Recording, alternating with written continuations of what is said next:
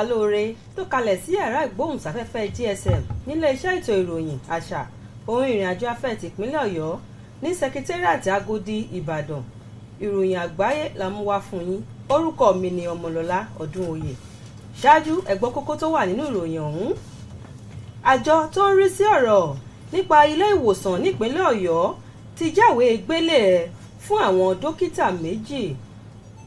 Ilé ìgbìmọ̀ aṣojú-ṣòfin nípínlẹ̀ Nàìjíríà ti ké sí mínísítà fún ọ̀rọ̀ nípa omi láti wá wí tẹnu rẹ̀ látàrí bí ilé-iṣẹ́ náà ṣe ta àwọn èròjà lọ́nà àìtọ́. Àwọn ọmọ ìṣọ̀tá kọlù ọ̀gá àgbà tó ń rí sí ọ̀rọ̀ eré ìdárayá nípínlẹ̀ Ọ̀yọ́. Mohammed Salah àti Son Heung-min dìjọ pín bàtà wúrà nínú ìdíje Premier League tó wà lópin ọ̀sẹ̀. Nílẹ̀ òkèèrè, ààrẹ Biden jẹ́jẹ́ láti ṣèpè lẹ́yìn ilẹ̀ Taiwan bí àwọn ọmọ ológun ilẹ̀ China bá dojú ìjà kọ ilẹ̀ náà. Ní báyìí ẹ gbọ́ ìròyìn ọ̀hún lẹ́kùnrẹ́rẹ́. Alága àjọ tó ń rí sí ilé ìwòsàn nípínlẹ̀ Ọ̀yọ́ dókítà Bọ́lá Adétúnjì ti kéde ìdádúró àwọn òṣìṣẹ́ ètò ìlera méjì léyìí tí wọ́n ká ìwà kò tọ́ mọ́ lọ́wọ́.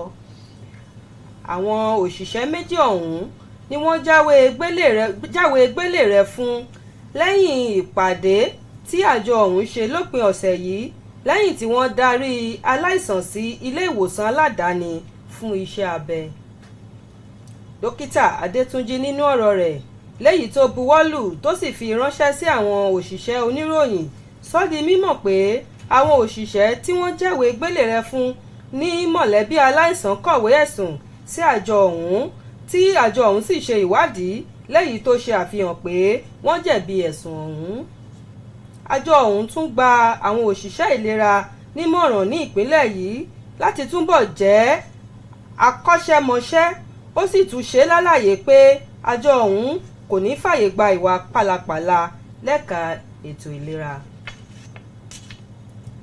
Ọ́fíìsì olùṣirò owó àgbà fún orílẹ̀-èdè wa ti fìwé wá wí tẹnu rẹ̀ ránṣẹ́ sí àjọ tó ń rí sí ìdàgbàsókè ọ̀dọ́ odò Ògùn fún títa dúkìá ìjọba àti àwọn irinṣẹ́ léyìí tó tó bílíọ̀nù 2 náírà ní bílíọ̀nù 13 àti ààbọ̀ lé díẹ̀ náírà.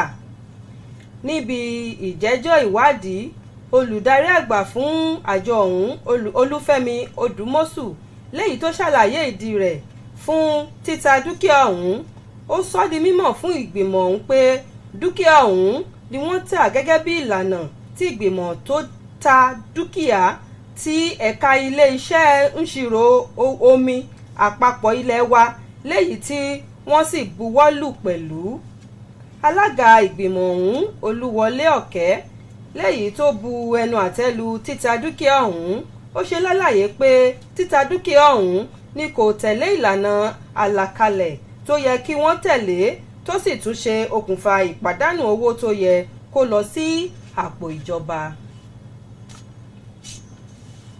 Alága fún ètò eré ìdárayá nípínlẹ̀ Ọ̀yọ́ èyí tó kalẹ̀ sílùú Ìbàdàn Honorable Gbénga Adéwùsì ni wọ́n ṣe ìkọlù sí ní pápá ìṣeré Lẹ́kan Sàlámì ní Adámàsìngbà lópin ọ̀sẹ̀ tó kọjá látọwọ́ àwọn ọmọ ìṣọ̀tá ní kété tí ìfẹsẹ̀wọnsẹ̀ láàrin ikọ̀ ẹgbẹ́ agbábọ́ọ̀lù Shooting Stars àti ikọ̀ Mountain of Fire parí.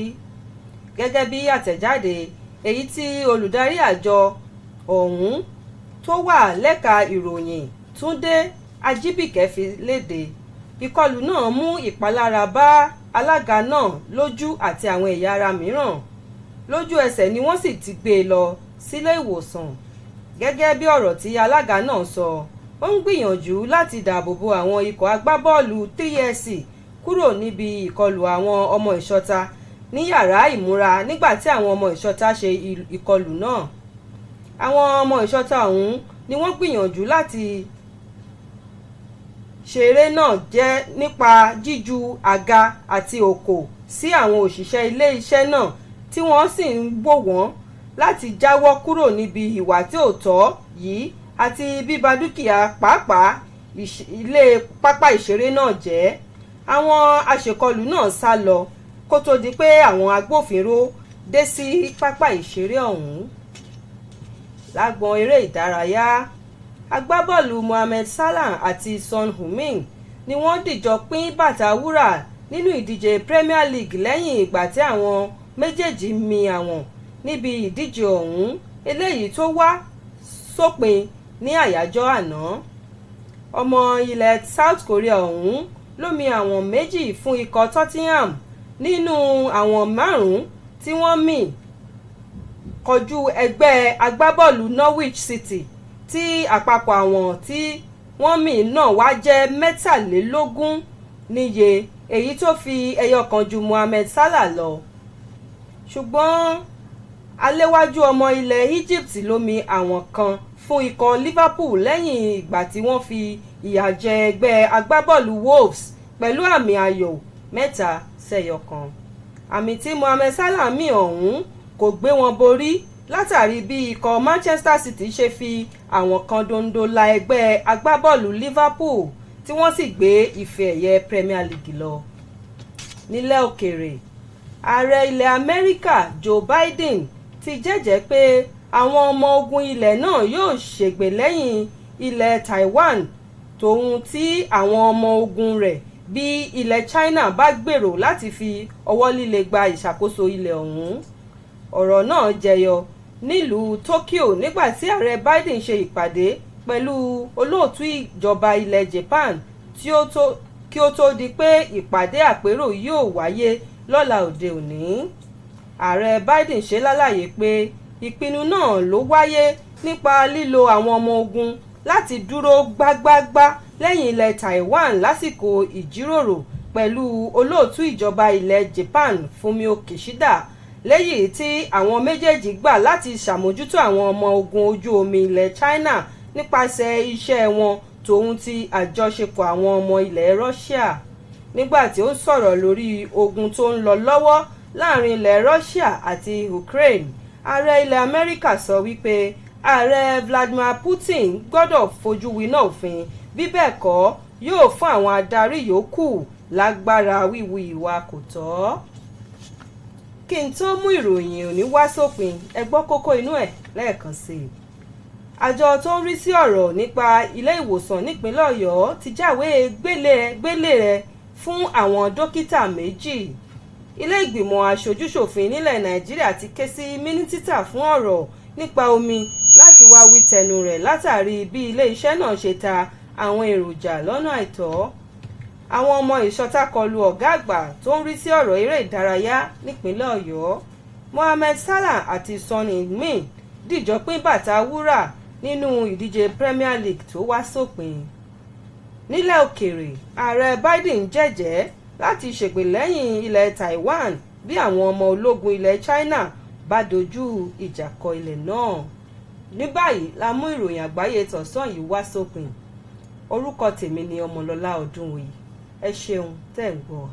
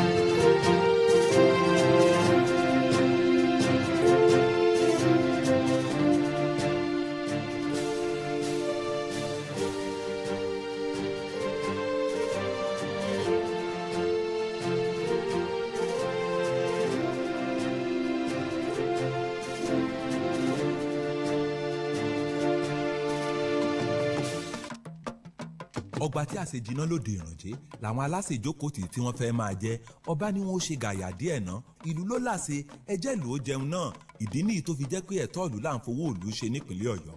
ẹ̀rí bí ní ètò ẹ̀kọ́ wa ṣe ń jògèrè. LAUTECH ti di tìpínlẹ̀ Ọ̀yọ́. ilé ìwòsàn alábọ́dé bíi 40 ló ti wẹ̀wọ̀ ọ̀tún pẹ̀lú àwọn òṣìṣẹ́ tòun tòògùn àti irinṣẹ́ tó pójú owó. iṣẹ́ sì ti fẹ́ẹ̀ parí pẹ̀lú lórí 100 míì jákèjádò ìpínlẹ̀ Ọ̀yọ́. ààbò tó dájú ohun amáyédẹrùn ní ìṣokùnfà ìdásílẹ̀ iléeṣẹ́ ńláńlá láwùjọ.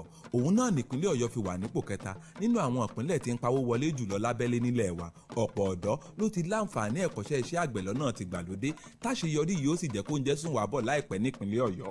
àwọn òṣìṣẹ́ àtòṣìṣẹ́ fẹ̀yìntì ń gbowó wọn lásìkò. pápá àṣírí Adámàsìngbà àtàwọn inú ojú pópó tí ń sòrú dọ̀sán ńkọ́. àwọn ìlú ti sọ pásì ìwádùn níṣèjọba yìí fi ń mọrírì gbogbo àwọn aláṣẹ. gómìnà Ṣèyí Mákindé ló ń sọ fún wa pé pẹ̀lú ìṣọ̀kan wa oòrùn tó kù lókè yìí ó táṣọ ọgbẹ. iléeṣẹ́ ètò ìròyìn àṣà ohun ìrìn àjò afẹ́ tìpínlẹ̀ Ọ̀yọ́ ló ń kéde.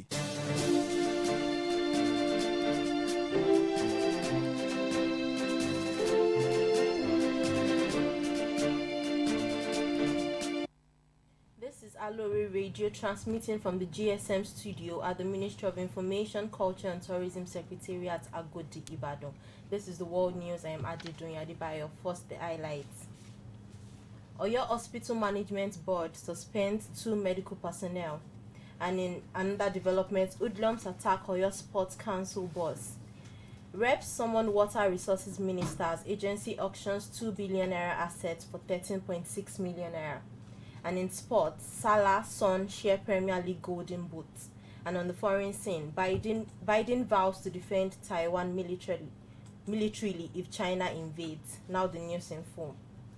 The chairman of the Oyo State Hospital Management Board, Dr. Bola Adetunji, has announced the suspension of a medical officer and a nursing officer discovered to have been involved in unprofessional conduct. The 2 officials were suspended after a meeting of the management held during the weekend, following the diversion of a patient to a private facility for emergency surgery.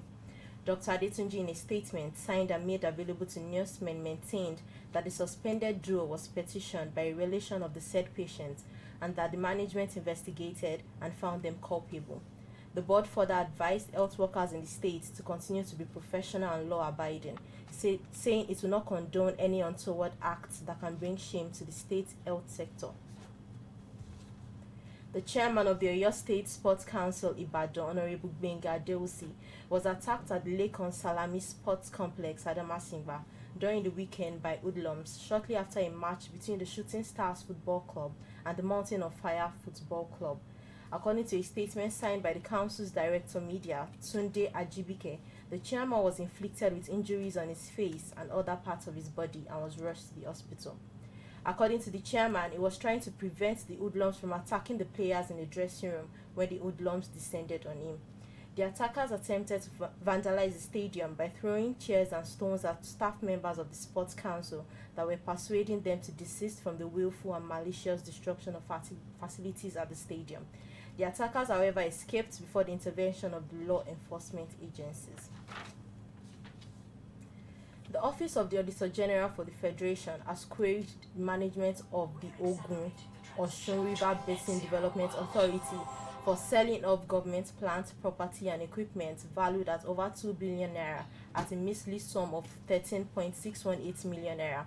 At the investigative hearing, the managing director of ORBDA, Olufemi Odumosu, who justified the auction, told the committee that the PPE were sold off by the auctioneers appointed by the Federal Ministry of Water Resources, who also approved the auction.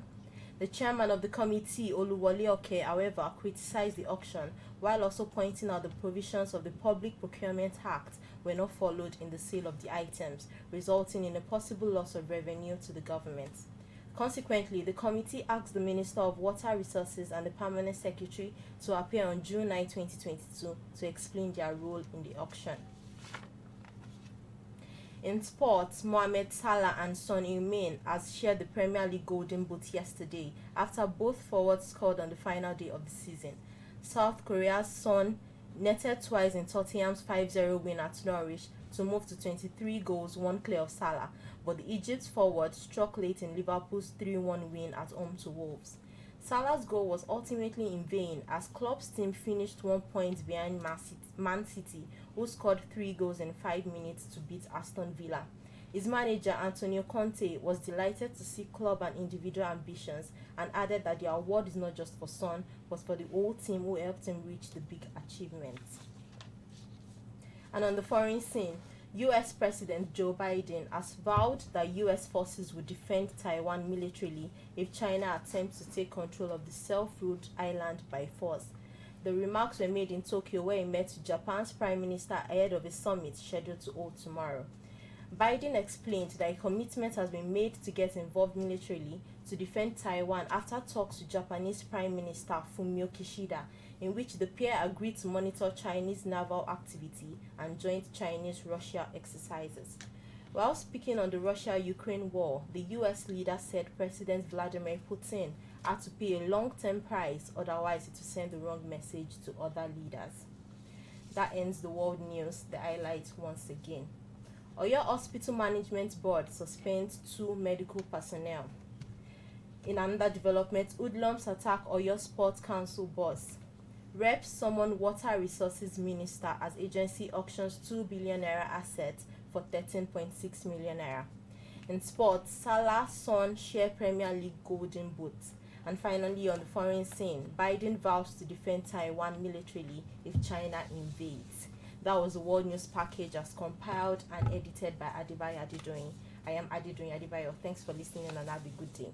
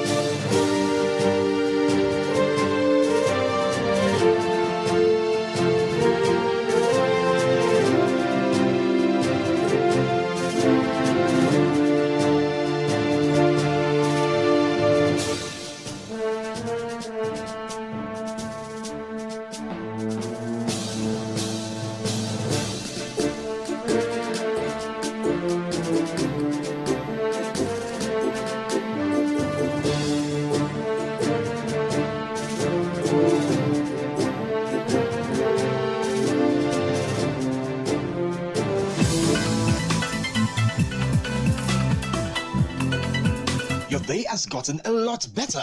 You can stand a chance of winning amazing prizes every month on Aloore Radio. How to participate? Follow us